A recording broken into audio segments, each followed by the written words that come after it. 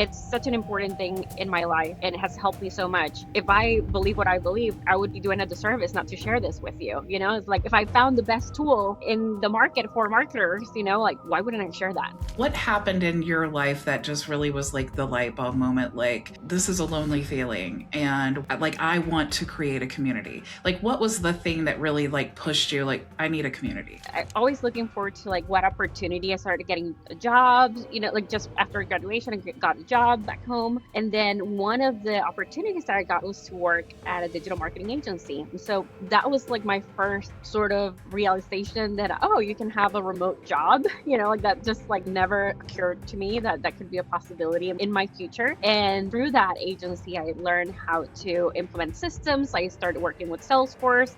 And then on the side, I was like, hey, what if I start my own agency? Someone said faith is something that can only be seen in hindsight. And it's just so true, because when you're in it, you're like, oh my gosh, and this broke, and this got hacked, and I'm cash poor this month, and this and this and this, and all these business things. I'm getting better at facing those things and saying, okay, this is just another one of those times. So I'm so grateful to have had those experiences, because then looking back, I can see, oh, there was God, and there was God, and there was God. And so it just builds my faith for the next time. What I've learned too is that those are kind of like opportunities. At the moment, they don't feel like that. But through that, it's like when you go through that pain, it's like, what can this pain teach you about yourself, of things that maybe you do need to change? Not every experience that's bad. It's like, oh, it's God, it's going to work through it. Like sometimes we do need to change. Some things like we do need to take action on. But then some other experiences, I think, like, how can I take this experience and share it with others, or do something for the next person so that way they don't have to go through that? Was there ever a time, like a pivotal moment, where you're like, I'm not going to share my faith, and then you decided, okay, I'm just sharing? Was there ever a time like that, or have you just always shared and you don't care?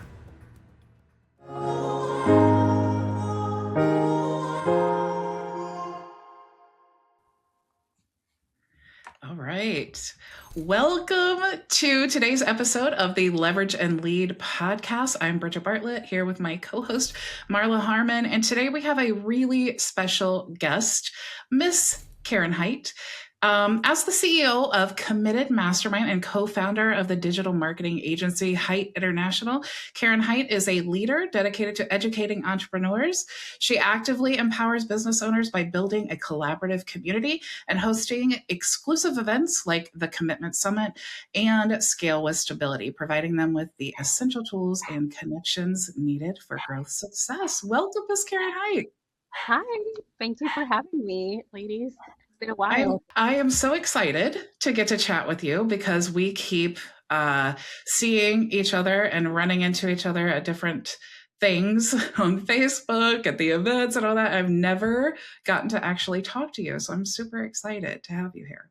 Yeah, me too. I think the last time we saw each other was at the Level Up event, probably, right? If I'm not mistaken. And we sat together at one of the tables, and I remember like I was thinking about the presentation, but I had you next to me. And I was like, oh, I've been meaning to connect with you, So, anyways, it's cool that we were having this conversation. So, thank you. Yeah.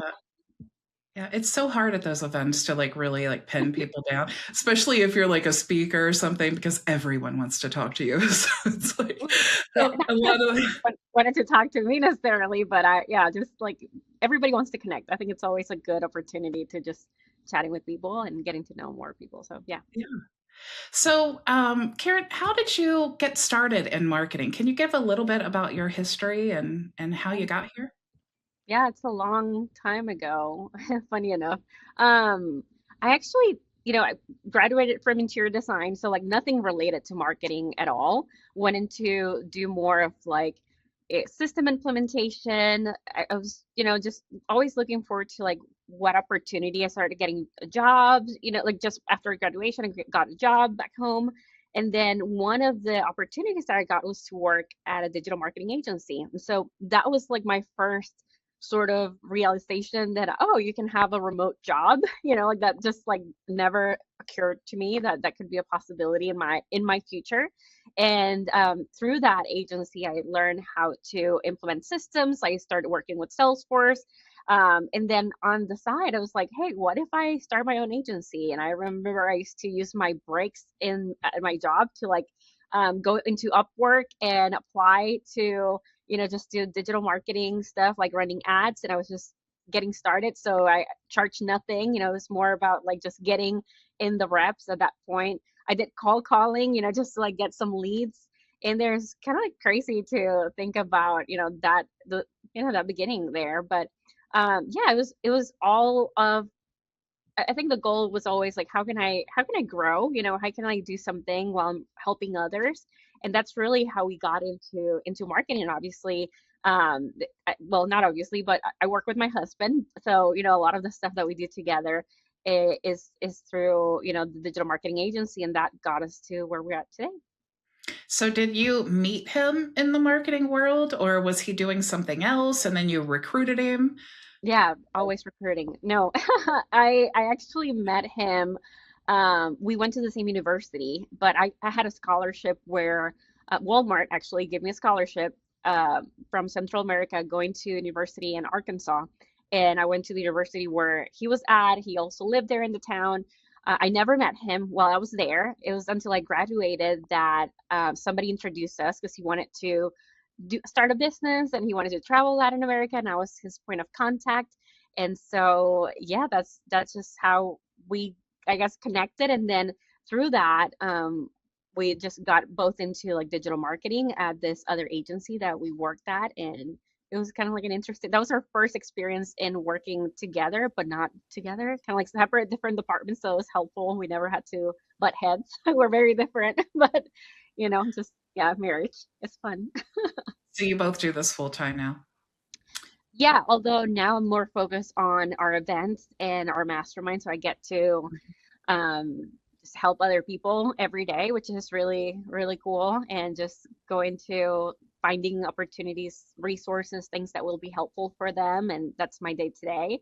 And he focuses more on our agency and actually one of our events too. So did you always want, do you speak at these masterminds? Are you, Do I? yeah? Yeah, depending on the topic. So sometimes we have our focus is on operations, and so we will like I will speak probably more in those. Sometimes they're focused. It depends on the mastermind, the topic. My goal is always with um, this event is just how do we get the best person to lead the sessions. At the end, it's not about me, like just getting an opportunity to speak is more of the result that we want for our attendees. And if that's the case, I might not even have to speak. I might not even have to attend, if that's, the goal. Mhm. Do you like So, speaking? I'm sorry. Go ahead. sorry. No, I was just going to say for those who aren't aware of your mastermind, would you talk a little bit about what exactly, who are you trying to attract? Who are you speaking to? Yeah. Yeah. Our mastermind really started from really our own necessity, our own need of like, we don't know what we're doing at the end of the day. I think that's probably most business owners out there, unless they've had years and years of experience. And so we decided, if we don't know what we're doing, there's probably other people that feel the same way. But there are sources of knowledge, right? Like there are people that have put in the effort, have had those years, and those are the people that we can learn from. So it really started more as that idea of like, can we put a group together of people that want to grow, want to learn, that feel like doing it together and learning from each other is probably a better way than doing it alone because it gets very lonely in this journey, as you probably have experienced. Hopefully not, but if you have experienced that. And just we decided, hey, like we just want to do that. And because we used to do white label in the past, it was kind of like the initial thing of working with digital marketing agencies as well as just like a natural thing. We were able to share some of like our own experience in growing an agency. It has been transformed in the last, I want to say like 3 years into more expanded into like businesses. We've also, evolved, or I guess through our own experience in entrepreneurship, like just the journey continues to transform, right? We didn't used to have SaaS 6 years ago now, or I guess we did because HighLevel has always existed in this last 7 years. But, like 10 years ago, for example, SaaS was not even a thing, right, for digital marketing agencies. And now it's like one of the biggest components to in recurring revenue. So it just continues to evolve. And so now we serve business owners that have some type of service component into their business. So like it could be consultants, we have excavating companies. So it could be a little bit of everything. It's just a matter of kind of like the same goals and ideals. And I think for us, more importantly, it's all about the individuals that we have, around us. I think, um, some groups are really good for like, oh, that's just my technical knowledge. That I don't care about the values in that group. Those people are like super savvy, and so I would just want to be in there. For us, I think like that's one of the biggest differentiators. We really strive to get connected with people of similar values, people that are not just trying to grow a business, but also trying to do it with while still being a present parent. That's really important to me, while still keeping my sanity as I'm running this business, not letting this overtake my identity or who I am. And so I think that would be probably the ideal. That's a long answer. Sorry, Marla, but long answer. That's in summary. That's what we're doing. Yeah. Oh, That's awesome. I love all of that. And I totally agree with what you're saying about this can be such a lonely journey. That's actually my fascination with the community aspect as well. Can you talk a little bit about like what makes you, I mean, I've talked so many times about my own, like why is it so lonely? I've talked about this so many times, but can you talk about like what happened in your life that just really was like the light bulb moment? Like, I this is a lonely feeling, and when I create like I want to create a community. Like what was the thing that really like pushed you like I need a community? Are you a coach or consultant trying to build your business with HighLevel but feeling overwhelmed and overworked? Are you putting in long hours but still struggling to land your first client? You're not alone. Many entrepreneurs believe they just need to work harder. But what if your problem isn't your work ethic, but your lack of a system? I've spent the last 6 years perfecting a system called the Vision Blueprint. It's a structured method to build a successful business with HighLevel without the burnout. Stop the insanity of endless trial and error. Join my free community today and get access to all my tutorials plus live coaching with me 4 days a week. Let me personally guide you as you implement this system and build the life that you want, not just the business. Now, back to the conversation. I think I have felt loneliness in different parts of the journey.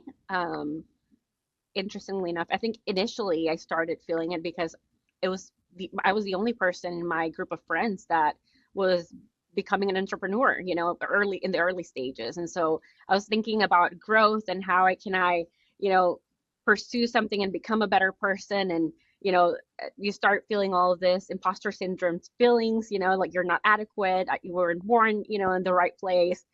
You're not born, it's just so many things. And I think lies that we continue to hear later on, those lies, I think, if we're talking from a spiritual level too, I think those lies continue to transform, like they get better, in some ways they get to be more complex, and so now the lies are like, oh, you are focusing too much in work and not in your kids, like your kid, so like it's just like that voice. It's an incredible consistent voice in our heads, and it just continues to adapt based on where you're at. And so I think that loneliness, I don't know, I felt it several times. We were just in our mastermind this week in Dallas, and I was just sharing, because part of being in a mastermind is like you get to be exposed probably in the worst best ways, like if you're leading a mastermind, you're sort of like putting yourself on the spotlight. And so anything that it's part of leading too, right? I think in some ways just you get to be vulnerable. It's not always fun. And in this mastermind we were just chatting, and I couldn't help but open myself. And it was somebody shared something that just struck to me, and then just it was a word vomit. And I was just like sharing how lonely I've been feeling, and we just recently moved, for example, to Arkansas. And 2 years ago we moved to Arkansas, and changed completely my community that I had. And at that point, it doesn't always have to be in the business itself. I think we all experience areas in our lives where we feel lonely, because I've found myself that when I isolate myself, when I start thinking about all this like voices and lies that we constantly hear, and I pay too much attention to them, then I isolate myself, and then I think that they are true. And the only way to get myself out of that is in community. And so I think that's why it's so important to have not even just a mastermind, a group of friends even that you're able to just go and share, hey, this is what I'm going through. That's so true. It's so hard when you're building a business and you're the only one who's doing it. I mean, even if you're married and your spouse isn't building a business, it's like, okay, I can't even really share in ways that they're going to understand. I'm so grateful my husband and I were building a business together. He's already retired now, and so I am in a different business. So now we're at that point where it's like, I did this, and I'm struggling. Like he gets it to a point, but not really. So Yeah. it's like it is that you're just when you go from being an employee to being a business owner, it's like there's so many different things that you're learning, and it's not just about the business but yourself. You know, how are you pushing through all of these different obstacles when you face problems, which always come? Do you push through them, or do you just like take to the bed and collapse and say, I can't do this, I'm done? It's such a struggle, and you're so right, it can be so lonely for those reasons. I I recently read this post from Sarah Blakely, the founder of Spanx. I don't know if you read it too. And I thought it was so, I'll have to find it, but it was something along the lines of like a business really reveals every single scar that you have, from growing up, like if and you'll have to read it. I'll have to find it for you guys, so you can have just like it was so insightful. But it's so true. It shows, the ways that where we're not, and I'll just read it to you. Your business will expose every unhealed part of you. Your abandonment issues show up when clients leave. Your scarcity mindset show up in your pricing. Your control issues show up in your inability to delegate. Entrepreneurship isn't just a career path, it's an involuntary therapy that forces to confront who you really are. And I thought, oh man, that was so good and so true, because we continue to be just little kids, at the end of the day, that we're trying to heal all those parts of ourselves. And it's just the more aware we are, the I think it's kind of like when you're raising children, right? Like you're wanting to like heal all those parts so you're not committing the same mistakes that you felt when you were growing up. And it's just, yeah, that's business. Yeah, that really, when you said about the control issues, that's so me. I mean, it's why I focus on solopreneurs. It's why I don't have a team. I am a total control freak. And I think that I've learned, and, when you're growing your business and you always get to these points where you're like, oh my gosh, I'm so overwhelmed. I'm just buried with work. I need to hire somebody. I Yeah. oftentimes get to these points and then I'm like, no, Bridget, because you've learned after all these years it's just a tough time that you need to just find ways to automate and restructure your processes. So I could be like, I don't want to be a control freak, so I'm going to hire people and all this stuff. Or I could just be extremely self aware and say, this is not really. I always go back to like, what is the day that I want to build for Mm. myself? It's not really the life or the business. It's like, what do I want to wake up every single day and do? Because oftentimes we think of like businesses, I want this and I want that, and we see the big picture, but then we get into it and we're like, oh, I'm waking up every day, I got more emails, I got this client and I got to hold their hand and I got to do this and that, and I'm totally overwhelmed. It's like that's what I oftentimes get afraid of. If I detach myself from the community, the coaching, all the amazing things that I love to do that I'm really passionate about, and then get to like a leader level, that I'm just managing people. I'm not really doing the things that I feel like I'm called to do. Yeah. I think it's so true. Like one thing that I've changed in my, how people do like, oh, your yearly goals. And so every January or December, depending on when you do it, you're focusing on like, what do I want to accomplish? I've changed my mindset a lot. So instead of, yes, I do have like obviously metrics. That's the only way to like scale, anything. It's if you're actually measuring something. But for me, what's most valuable, I think it's just at the end of the year, if I look back to my year, what's the feeling that I have? Even if there's like rocky moments and, obviously, opportunities where I could have done better or been better, all of that. But did I even show up, to even through those times, right? Did I show up and I stay true to myself, right? Like, use the values that I believe in or whatever that may be. And how do I feel at the end of the year? That has been really helpful to me because there is just, I don't know, we as humans, I think we can be so complacent in so many ways, right? But also so like so we can criticize ourselves so much. And you know, like it's man, like we have come so far in many ways in our lives, depending on your background and where you're at today. And yeah, some ways you can do better, but there's that balance between grace and you know just wanting to do more and become better. It really is a balance. One too much of one, it's bad. Too much of the other, you know, it can be bad as well. What is something that you're having to give your grace for now? Give yourself grace for? Give myself grace. I think um I'm getting better at relying more on God. You know, I think like that's something that before I used to put too much pressure on myself. And, you know, if something didn't go the way that it was, like that, it was definitely my, you know, maybe it's like a type A student. I don't know. Like I remember when I was a kid, I would get an A minus, and my parents would be like, I mean, they were demanding, but they'd be like, okay, congrats, you know, and I would be like in my bed, why did I get an A minus? Why couldn't I get an A plus? You know, just like as a child, I was like that. And I still remember those inner conversations. And I think, you know, as I've grown, that sense of like, um, I need to strive to do the things so like that I can be, you know, the person worthy of whatever that may be. And I think that there's that surrendering to God is so it's so hard, but it's so important because otherwise it's ego at the end of the day, right? It's like me, trying to achieve the things. Um,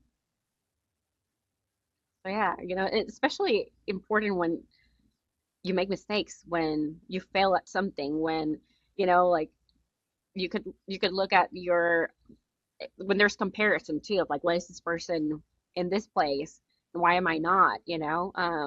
I think there's a lot of grace. Like God has a plan for us all. And, you know, if not that I'm not gonna try, I'm gonna try of course, but there's a reason where I'm at, why I'm at where I'm at today. Yeah, I think it's a challenge to know, like, did you make a mistake or was that part of the plan? You know, it's like, it's really hard to know the answer to that. So it's kind of Yeah. like beating yourself up And is might just, every mistake part of the plan? You know, yeah, it's like I exactly. mean, is Exactly. every because we learn from those things, right? Like at the end of the day, like we're better because of the things that, you know, you go through. You don't want to go through those things. They're painful, of course, but otherwise, I don't know, we would never learn.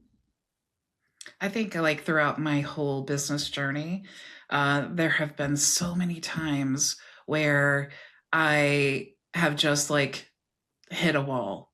I have just been so just overwhelmed. And it's like all of those times are just bad things would happen. And all of those times, while it seemed so bad in the middle of the storm, it was like a really such a great opportunity for God to show up and say, hey, I just wanted to remind you that you still need me and I'm here.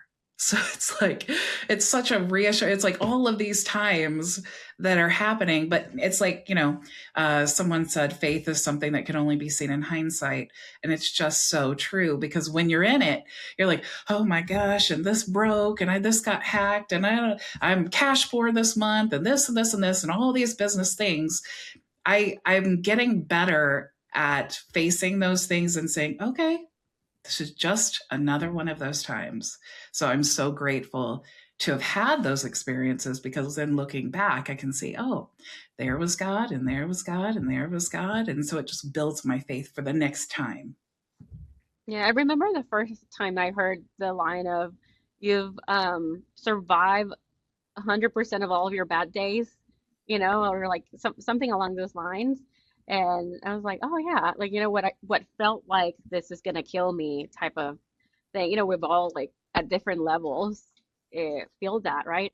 Depending on the experience. And there's always like one thing in life that you can remember to like, oh yeah, like I thought that that was gonna be it for me, and it wasn't obviously because we're still here, we're still talking, right? And so it's just you know it's part of it. And what I've learned too is that those are kind of like opportunities at the moment. They don't feel like that, but through that, it's like when you go through that pain, it's like what can this pain teach you about yourself of things that maybe you do need to change. You know, not every experience that's bad. It's like oh, you know, it's God. it's gonna work through. Like sometimes we do need to change. Some things like we do need to take action on. But then some other experiences, I think like how can I take this experience and share it with others or do something for the next person so that way they don't have to go through that. Mhm. Can you talk a little bit I'm sorry, Marla, do you have something? Yeah, I was wanting to go back to your childhood because there's a reason for this. When I came to visit you down in Nicaragua, it's a beautiful country. It is. I had an amazing time there. Um, One thing that I noticed was the disparity of what people have and what they didn't, and some of the poverty and also some of the affluentness, is that a word? Mhm. Um, it was stunning to me. It was something that you don't really see in the United States, and so I'd love for you to talk about from a childhood perspective, kind of what your experience was like growing up in Nicaragua, and then kind of how that transitioned into maybe prior to going to college. Does it feel like snapshots are either too basic to help or too complex to fit your business? Trying to untangle someone else's workflows can feel overwhelming, but it doesn't have to be that way. I'm Marla, and I work with agencies and business owners to design and build custom CRM and AI systems that actually align with how you operate your business. If you're tired of trying to do it all yourself, let's connect. Reach out at marlaharmon.com. Yeah. Growing up, you obviously can tell some people have more, as you're growing up and like a friend, has like Doritos every day, for like a recess, and you're like, oh, my mom packed me a lunch. You can tell those like minor differences, but I honestly never really understood that gap financially, that gap. I never felt that I needed anything. I never felt that I was lacking anything growing up. My family wasn't perfect. My parents are divorced. Now they're friends. They just spent like the last month together, which was like nobody would have expected that in that divorce. So like there's a lot of healing that has happened, but I never experienced that feeling of like I'm lacking this. Um, and I would say like we were a medium class, I don't know how do you say that in English. I think it's medium class, right? Middle Um, class.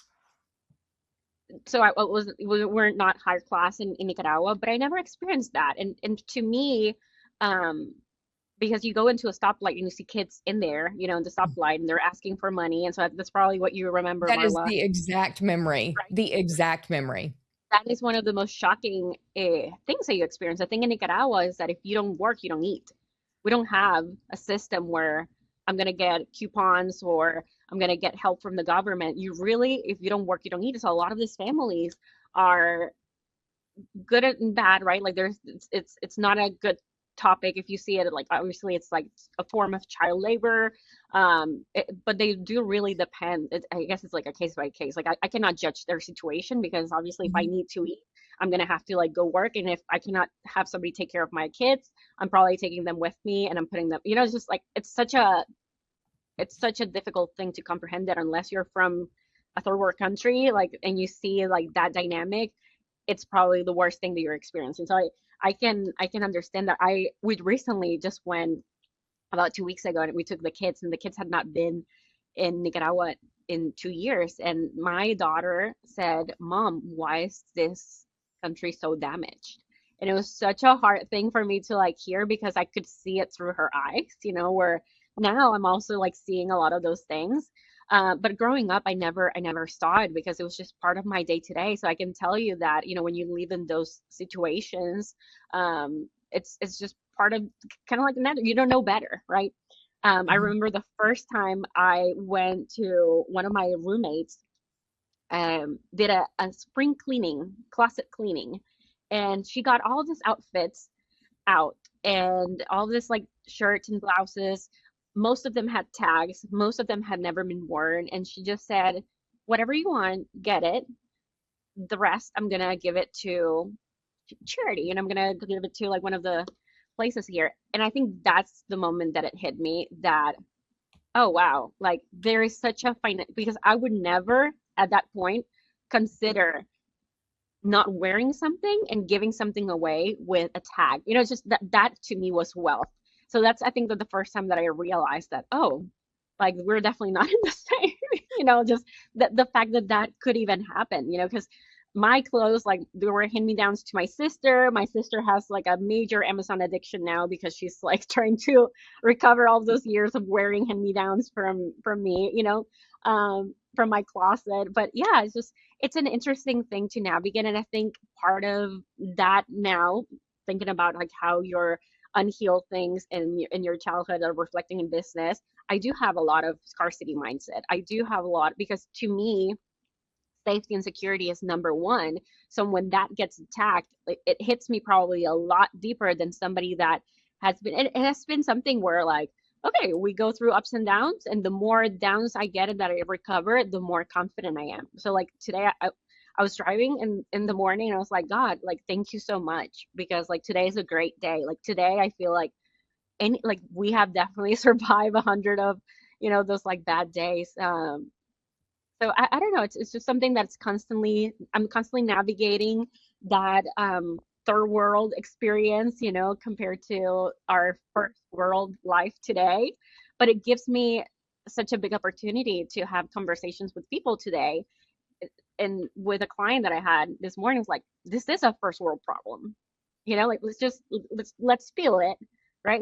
This is hard. Finding your identity and your brand, it's really hard, can feel very uncomfortable, but this is not the end of the world, and there's bigger problems out there. So like let's figure this out, right? And so like it allows me to put things into perspective because they know who they're talking to, and they know like my background for the most part, right? Like I mean, not every single experience, but for the most part, they're quick to say, you're right, like this is not the biggest problem in the world. It's so interesting. While you were saying that about the clothes and how you didn't know that you didn't know the class difference, it reminded me when I was in the fifth grade. This is you saying this, it literally just like a light bulb went off, like, oh, that is the moment that we were totally, totally poor. But I remember in the fifth grade, there was a girl, her name was Danielle. So, hi, Danielle. But she was sitting across from me, and we never had school clothes, and it was really hot. Like it was cold in the morning. I live in Indiana, but it was cold in the morning, and then it got warmer in the afternoon. And so, I'm wearing a t-shirt. I never thought about it. It's just what I was wearing. I never considered anything about this that I'm telling you. But so it got hot in the afternoon, and so she was sitting across from me, and she took her sweatshirt off. She had another shirt underneath it, and I just remember thinking, wow, that must be so nice to have two shirts that she could wear in the same day. That is so crazy. I never thought about that story until you just said that. But that probably is. Like I think every kid has their own time, especially if you grew up poor. You're not born knowing that you're poor. there's Yeah. a moment that you realize and you're like, oh, yeah, that's You know interesting. what? I'm grateful though of like not knowing, like Yeah. in a weird way. I know Marla's probably like, oh my gosh, that was a shock, like going to like the stoplights. But in a weird way, to me, there, and listen to what I'm saying, not what I'm saying. It's like to me, there's beauty in that gap because like to be aware of like this is a real world that we're experiencing, and those people have the same value as this like there's no like, oh my Mhm. goodness, like this is great, like it's just like it's a normal thing. I think as we get older, obviously, like there's more of an emphasis depending in marketing too. I've seen it so much of like this like big things and the cars and all of that. But when you come from that background, like you realize that that's just not important. So I'm grateful actually from like this experience because like I don't value a lot of the things that I've seen even some of my clients, value, and it is hard. I understand when you haven't experienced something like that, like nobody like, and we make a joke, Latinos talking to Americans, and I say Americans, I'm generalizing, of course, but like, oh, like like to understand what it is not to have water. You know, Mhm. it's like that feeling of like, yep, we don't have water this afternoon, and you're gonna Mhm. have to figure it out. Like that is just like, I don't, just to experience that, I think my kids don't know what that is, and that's why I'm so focused on like if we can go back as much as possible, because I don't want them to just see the damage. I want them to see the opportunity to impact. I want them to see, also the reality of the world, because it does make you a more aware human. In 2016, I went on a mission trip to El Salvador. I was still in pharmacy at the time. It was like a clinic that we did for a whole week. And while we were there, of course, El Salvador it's it's El Salvador. But while we were there the whole time, I just was like soaking all of that in. Like, my family poor from like Appalachia, but that's like America poor.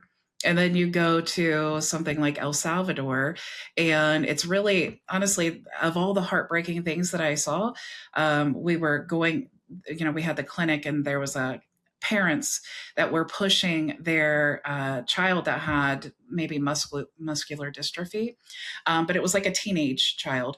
And they had fashioned a wheelchair from like a plastic white lawn chair that they bolted onto the frame of a wheelchair. And both of these like older people are pushing this, bigger teenage boy up the side of this like volcano to this clinic. And a lot of these people, they waited for like days because this was the only time they ever got to see like doctors. And I'm sure this child with or teenager with muscular dystrophy had a lot of medical issues. But I have never forgotten watching them push that teenager up the side of that volcano ever. I could still see it right now because that was, while it might seem like a really sad thing, I thought that's like the most beautiful thing I've ever seen in my life, because the love behind that pushing, I don't even know how far they had to walk, but pushing him all the way there up the side of a volcano and that like makeshift wheelchair. And I started thinking about like, this is just one day in their life. It's what is every day like?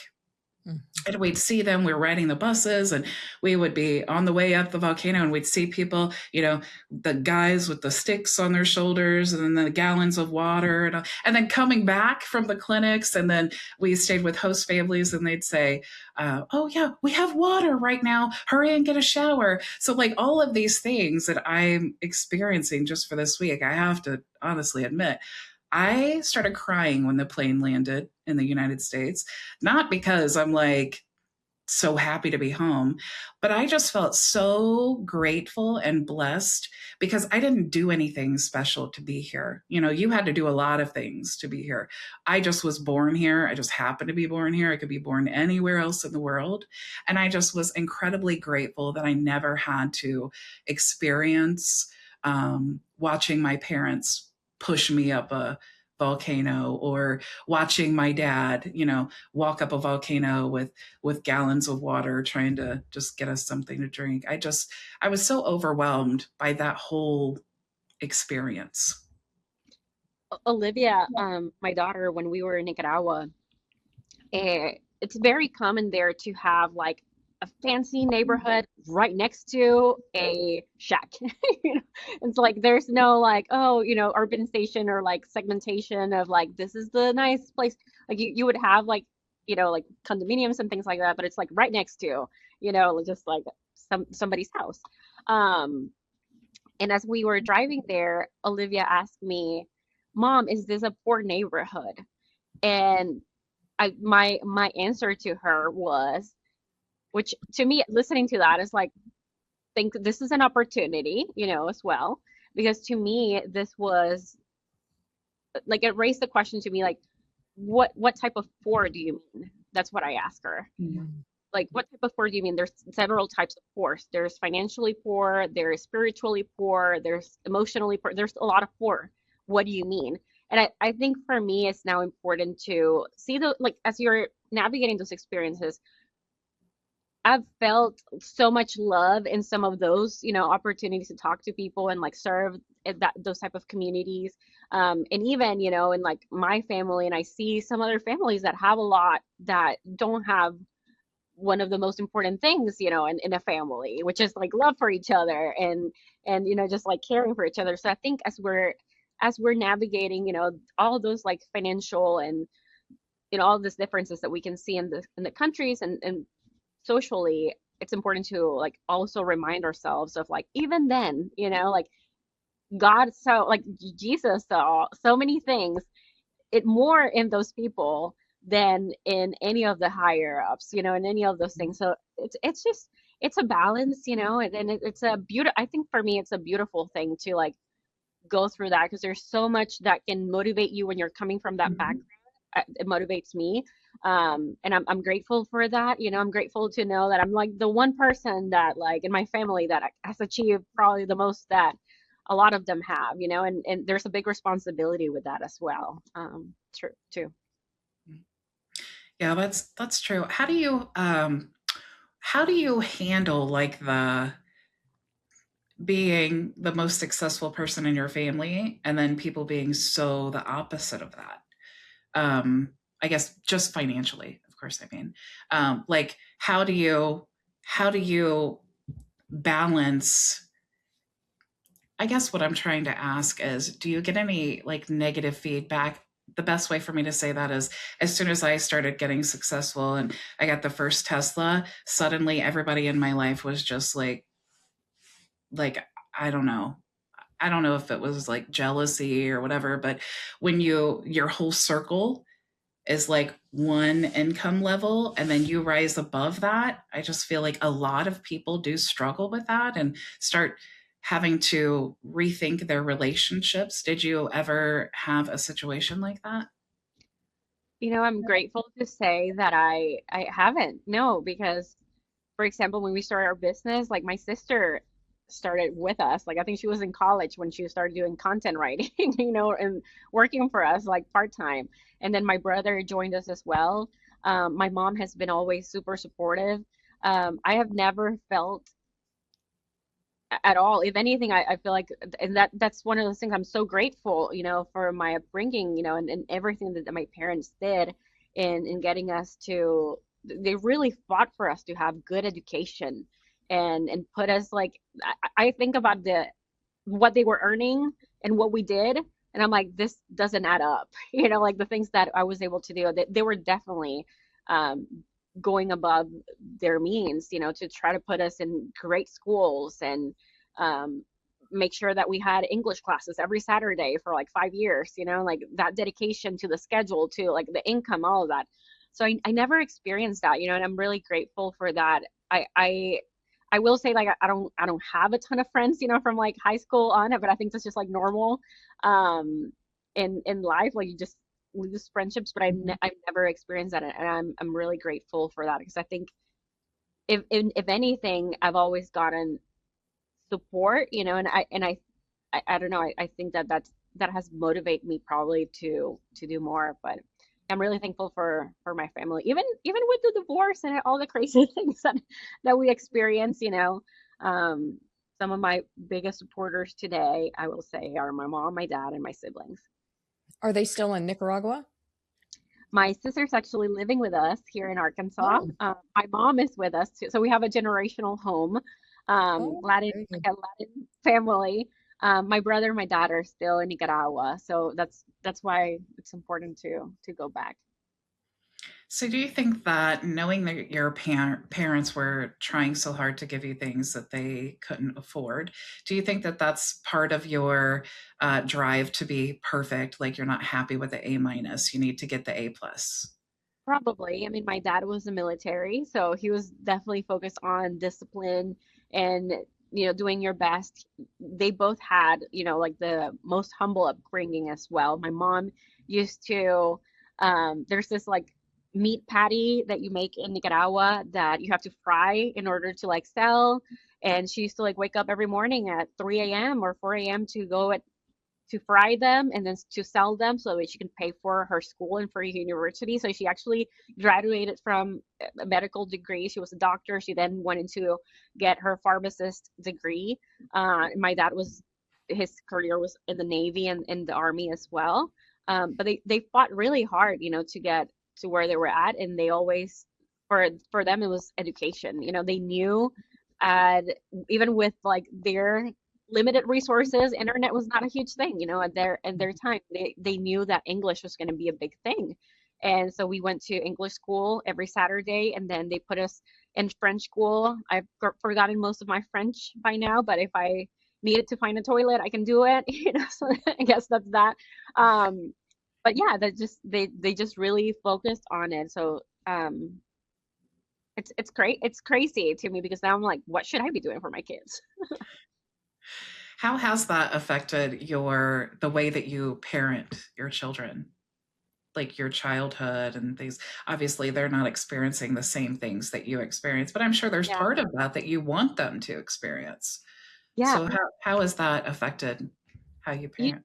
there are things that I am like, I'm not gonna do that. I'm not gonna repeat that. I'm like, Mom. Now, funny enough, like the challenge with the grandma, in this case, my mom living with us, is like I have to like talk to my mom about the things that she cannot do because now she's a completely different person with my children, right? Like she doesn't care. She's like, I'll give them treats all the time. Like, no, that's not what we're supposed to do. In some ways, I'm trying to do it in a different, or trying to go in a different path. But in some ways, I can see myself repeating a lot of the things that they did. It is different because they're in a very blessed ecosystem here, with so many opportunities, where I think, and that's where I think like that going back into your roots is so important for me. um, Bringing them back for them to see the reality of, the rest of the world.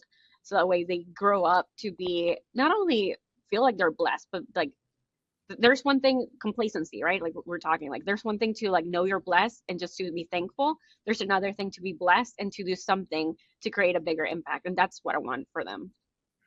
So you mentioned when you went back, they noticed, the differences. But what about when you first came back, when you relocated 2 years ago?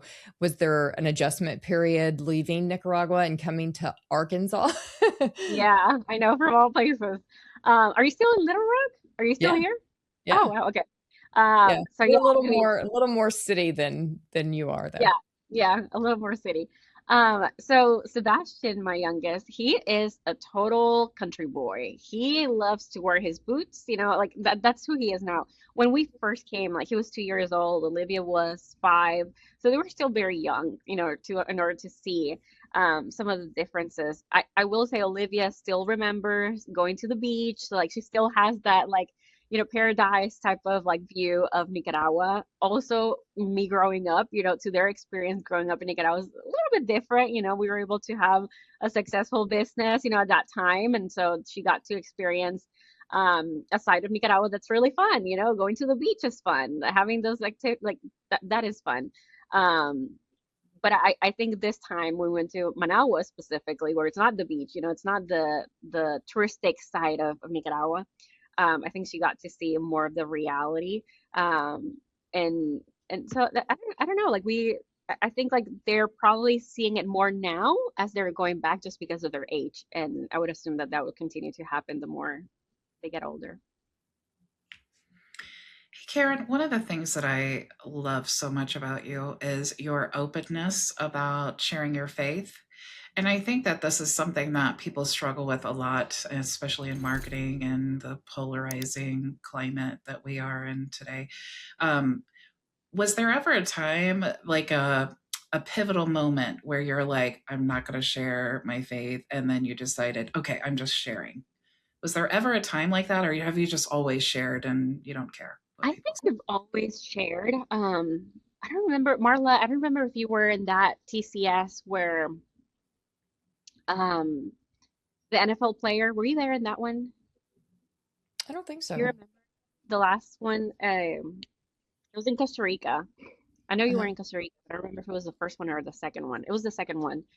So I've always shared about my faith and never been like, oh, I cannot share about that. I am cautious in some ways of making sure that people, I understand the translation sometimes of like faith, even though like we're talking about the same God and Jesus, can have somewhat of a political sometimes connotation in some countries compared to others. So like I've always shared about that, but I've always been cautious of making sure that the other person understands that I'm not trying to convert you. I'm not trying to, this is just me sharing who I am. And because it's such an important thing in my life and it has helped me so much. If I believe what I believe, I would be doing a disservice not to share this with you. It's like if I found the best tool in the market for marketers, like why wouldn't I share that? Right? Like isn't that like we become disciples of HighLevel? This is kind of like crazy, but you know what I mean? Like we're talking about it all the time. We're sharing with people. We become affiliates, whatever. I think the same way, like this has helped me so much and I've overcome so much through it and has impacted my life. Why would I not share that? But there was one event, which is the one that I'm referring to, where I've always shared it.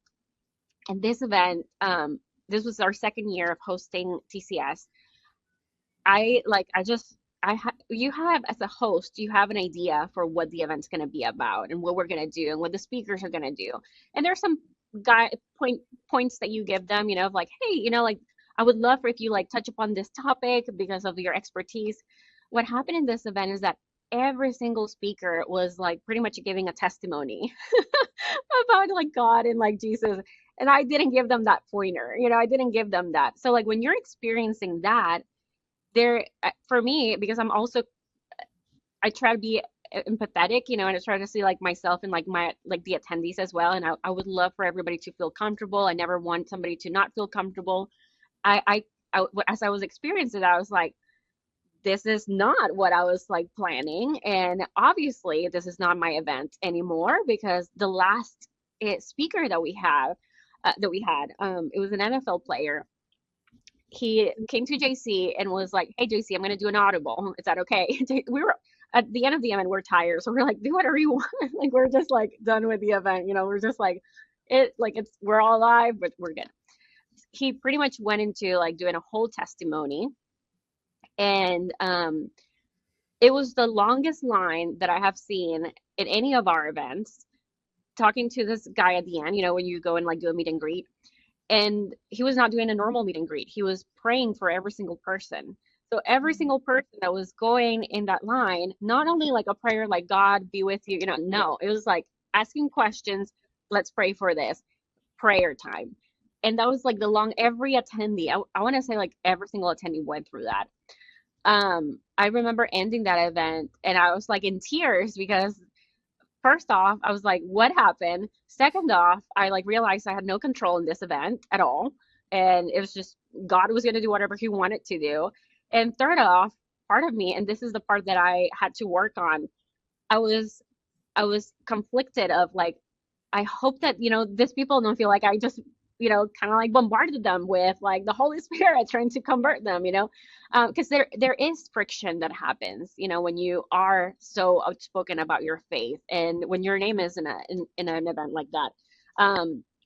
There's positive stuff that happens, as well, obviously, but there is that. And my worldly Karen, I guess, was not too concerned, but was somewhat concerned, in that and how the people would feel. So it was kind of like an interesting experience. And then, but through that, I've realized in our events, I used to be like the event was my identity type of thing. I was like very like, if it was successful, I would feel like amazing. And if it wasn't, I feel like the worst person in the world. And through business, also, this has been something that God has been working on us. I truly believe that a lot of the stuff that we have experienced has been opportunities for us to humble ourselves and to realize that we are not it, at all. And so like that to me was the day that I realized that whether our events or anything in our business become a success or not, it's not our doing, So like when people ask me like, how do you feel about this event? I was like, it was great, like but I truly don't feel that connection anymore where I used to have it, where I'm like, this is my baby and this is it, you know, like this is no, it's like it's not longer like that. It's very freeing. It's very weird too to not have like that like passion, you know, like I have a passion for it, but not in the way that I think I used to have because that passion was weirdly enough, not that I thought it was ego, but it was related to my success, you know what I mean? So it has changed a lot. So before we go today, I wanted to ask you, while we were at the summit, Marla and I hosted a prayer circle, and it was a really cool experience to get high levelers there, and everybody was praying. But as we came away from that, so many people were asking us about their faith and their business. And so Mm. many people, it's kind of surprising. And I guess maybe I felt this way too. So many of us feel like we have to create a different business and just focus on Christians. Like, I have an agency, and I serve all these other people, but I'm going to create a community just for Christians. And it's like, I always say, why? Why Mm. not just mix it all together? But they feel like there has to be some separation, and you have mixed that together. So, what advice would you say to these people who are just like, they want to be more outspoken with their faith, but they're kind of unsure how to mix that together so that they're not, kind of eliminating a large group of people, but Yeah. also that they are true to what they believe and speak about the things that they are passionate about? You know, it- First off, like Jesus came for the sick, right? Like that's literally like in the Bible. Like I came to like spread the word and to do this for the people that actually need it. Paraphrasing a lot. I do think though there's an opportunity to have both. You know, we have for most of our events, you know, we pray before we start our event. We like, for example, TCS, which is not a Christian, event, for marketers. I think a lot of people that hear our message, and like hear, or see our content, can relate that, oh, okay, like that comes from like something and values, or, they might read something that's very specific. But TCS, for example, we did something very similar. We hosted a prayer night, and it was kind of like a Devo night, and we invited everybody. We didn't know who was going to show up. We told everybody like no pressure, so like people that were not of the same faith. And at the end of the day, like I don't know anybody's heart. Like somebody can say that they're Christian and like their heart can be very polluted. It's just you cannot tell. Only God will know what's in your heart. So I also struggle with that like Christian thing, because like what if we're stopping somebody that is curious, about what this look like to come in relationship with you, and you can be an example of what it is, to really be a Christian, like what it is to like believe in God and to like act like at the end of your days you're gonna have to like share, hey, this is what I did, or like, you're gonna see somebody like your creator at the end of your days.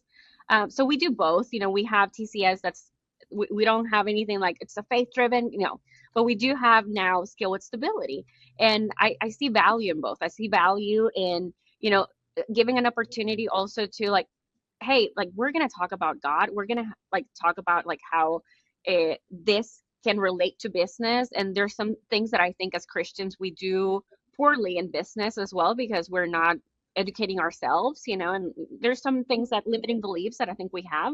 So there is an opportunity to talk directly to those people, but we have chosen to do both. We have chosen to, I'll go anywhere, I'll hang out with people that, don't have the same, I'll have conversations, and as long as they're respectful, and like respect is the number one thing. I'm happy to have that, and I'm happy to learn too, because if we don't learn also like of how they're perceiving it, and I say they, people that are not in your same belief system, but if we're not learning, how can we be disciples, and how can we like share the gospel, if we don't understand, like Jesus was right there with them, with the prostitutes, with the tax collectors, like he was hanging out with them, eating, drinking, I think, just like he was there. And I, I think there's an opportunity to do both. Yeah, I totally agree with you. I think that there's a good way to mix it in. And I also think that when you just let your light shine, you don't really need to talk about like, oh, my husband can't stand that. I'm a Christian. Like, I just follow Jesus. I don't Yeah. know what, however you want to label that, I guess. Yeah. Well, Karen Hite, thank you so much for joining us today. I appreciate it. Thank you. I appreciate it too. It was a very vulnerable talk, so I appreciate both of you allowing me to share some Yeah, here. thank you Thank you for for being being here. vulnerable and sharing. All right, we will see you on the next episode of the Leverage and Lead podcast. Bye. If you enjoyed this conversation, make sure to subscribe so you never miss an episode and join the Leverage and Lead private community for live coaching 4 days a week at leverageandlead.com. We'll see you inside.